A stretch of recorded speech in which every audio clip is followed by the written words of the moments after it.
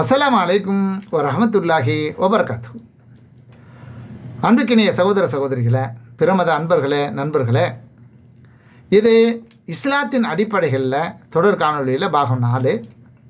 இந்த காணொலியில் அல்ஹம்துலில்லாஹ், எல்லா புகழும் இறைவனுக்கு என்பது வெறும் வார்த்தை அல்ல, அது இறைவனுடைய ரிஸ்கின் திறவுகோல், ஷாவி.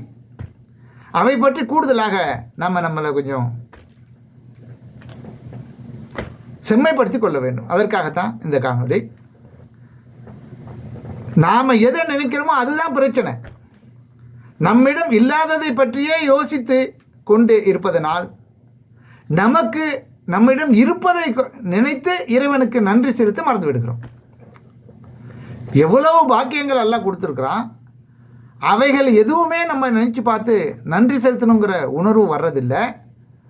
நமக்கு எதுவும் இல்லையோ, எதை நோக்கி நம்மளுடைய எதிர்பார்ப்புகள் நின்று கொண்டு போகிறதோ அவைகளை நினைத்து என்ன பண்ணுறோம், வெறுப்படைகிறோம். அந்த வெறுப்பு எங்கே போய் நிற்குது? நம்மை படைத்த இறைவனை சென்றடைகிறது.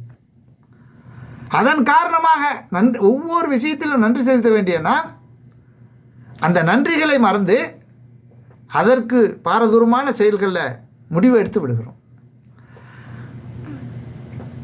ஒரு கையை இழந்தவனுக்கு இன்னொரு கை இருப்பதே பெரிய நியாமத்து. ஆனால் 2 கை உள்ள நமக்கு அது ரொம்ப சாதாரணமாக, மிக மிக சாதாரணமாக தெரிகிறது. இன்று காலையில் கண் விழித்தது முதல் இரவு தூங்க போகிறோம் வரை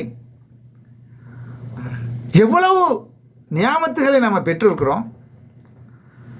அந்த நியாமத்துகளை நினைத்து அல்ஹம்துலில்லாஹ் என்று நன்றி செலுத்த கடமைப்பட்ட முஸ்லீம்கள் சைத்தானுடைய மாய வலையில் விழுந்து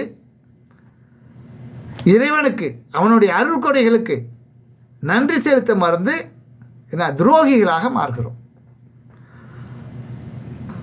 அல்லாவிடம் கேட்காமலேயே எத்தனை நியாமத்துகளை எல்லாம் தொடங்கியிருக்கிறோம். நம்ம பிறந்ததே, நம்மளை படைத்ததே மிகப்பெரிய நியாமத்தான. எந்த ஒரு மனிதனாவது, ஒரு ஆணோ ஒரு பெண்ணோ யாராக இருந்தாலும் அல்லாஹ்கிட்ட போய் நம்ம கேட்டோமா, என்ன படை, எனக்கு வாழ்வாதாரத்தை வழங்கு அப்படின்னு கேட்டோமா? இல்லை. அவன் நம்மை படைத்திருப்பதே மிகப்பெரிய நியாமத்து தானே.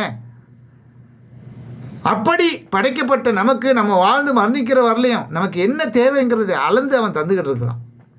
ஆக அவைகள் ஒவ்வொன்றுக்கும் நன்றி உணர்வோடு, நன்றி கெட்டு விடக்கூடாது, நன்றி உணர்வோடு நடந்து கொள்ள வேண்டும்.